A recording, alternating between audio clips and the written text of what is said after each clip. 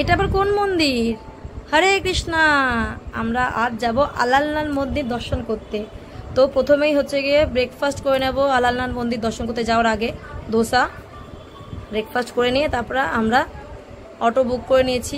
যেহেতু আমরা 25 জন ছিলাম তাই 3খানা অটো লেগেছে। 3টে অটো বুক করে আমরা সবাই মিলে পৌঁছে গেছি। প্রথমে ইন্দ্রদুম্ন সরোবরে পৌঁছেছি, যেটা গুন্ডিচা মাতার জন্য নির্মাণ করা হয়েছিল। সরোবরে পৌঁছিয়ে জল মাথায় ছিটিয়ে দিয়েছি, দিয়ে আবার আমরা অটোতে উঠে গেছি।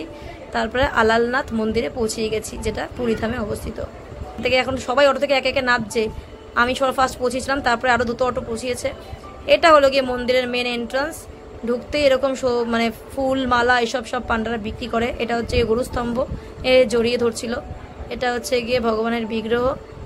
এখানে একটা স্পেশাল জিনিস আছে, সেটা হচ্ছে গিয়ে আলালনাথ দর্শন করতে এসে মহাপ্রভু যখন প্রণাম করেছিল তখন পাথর গলে গেছিল। সেই গলিত চিহ্ন এই সেই বিশেষ পাথর, যেখানে প্রণাম করাতে পাথর গলে যায়। তো আমরা পরিক্রমা করলাম।